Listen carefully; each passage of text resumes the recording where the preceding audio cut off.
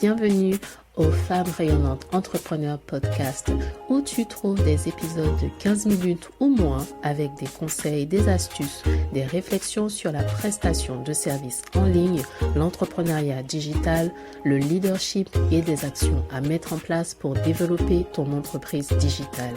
Ici, c'est Work Hard, Play Hard. On bosse dur et on s'amuse, on se détend aussi. Je suis Leslie, associée dans la gestion des risques financiers et j'aide les femmes en corporate à lancer et développer leur entreprise de services digital en 2 heures par jour.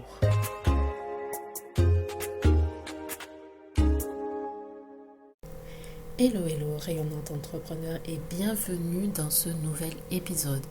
Aujourd'hui, on va aborder la gestion du temps, mais sous un angle quelque peu différent. Parce que oui, on peut passer des heures à lire des techniques d'organisation, à mettre en place des méthodes pour optimiser son emploi du temps, mais si on est honnête, parfois, même avec les meilleures stratégies, la meilleure volonté du monde, le temps semble toujours nous manquer, n'est-ce pas? Si tu te retrouves souvent à dire « je n'ai pas assez de temps », je suis toujours débordée, je suis sous l'eau, eh bien tu n'es pas seul. C'est un sentiment partagé par beaucoup d'entrepreneurs et ça reflète quand même une réalité. On n'a que 24 heures dans une journée. Et c'est facile d'y voir une certaine contrainte. D'ailleurs aujourd'hui, je pensais à ça comme un thème pour le podcast du jour, avec l'envie aussi de faire le lien avec la mentalité d'abondance dont je parlais avant. Pourtant, le temps n'est pas vraiment une ressource illimitée. Donc, comment faire le lien avec l'abondance? Mais si on regarde le temps sous l'aspect des 24 heures dans une journée, mais faut-il vraiment considérer que 24 heures?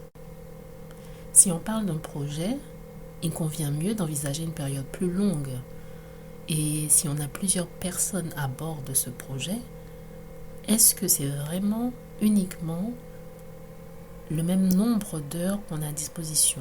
Parce que si on additionne les heures de chaque personne à bord du projet, on a beaucoup plus d'heures à disposition.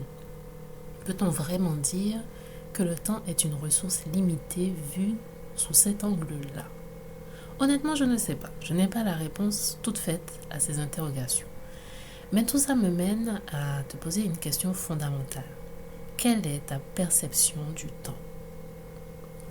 Loin de moi l'idée de te dire que le temps est illimité, qu'il y a abondance de ce point de vue-là.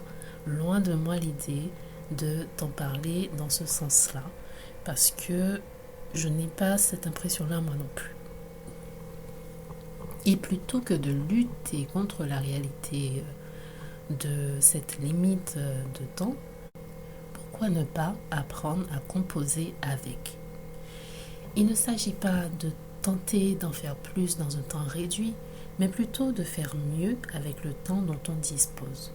Souvent, quand on est submergé, c'est parce qu'on essaye de tout faire tout de suite et parfois même toute seule. Ce qui crée un cercle vicieux et de la surcharge mentale. Au lieu de te concentrer sur la quantité de temps qui te manque, pourquoi ne pas réfléchir à la manière dont tu utilises ce temps que tu as? Ce changement d'approche peut transformer ta façon de travailler et même te permettre de te recentrer sur ce qui est essentiel.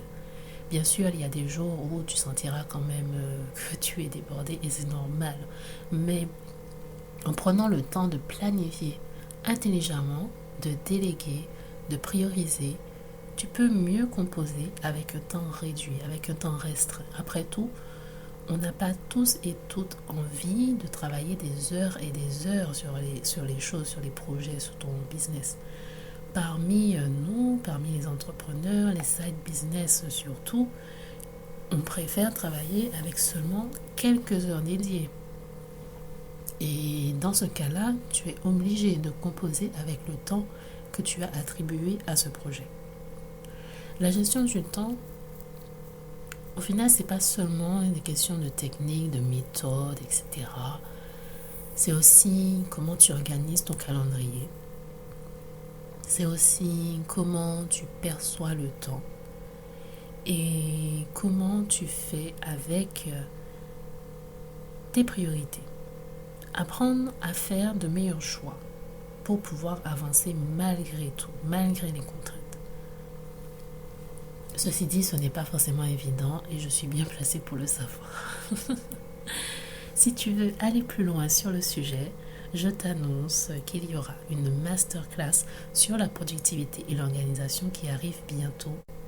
Tu peux déjà réserver le 26 octobre à ton agenda. Il est temps de rayonner et je te souhaite une excellente semaine. Il est temps de rayonner en ligne. Merci d'être passé, d'avoir écouté et si tu souhaites aller plus loin, tu peux visiter le site internet www.femmerayonnantes.fr.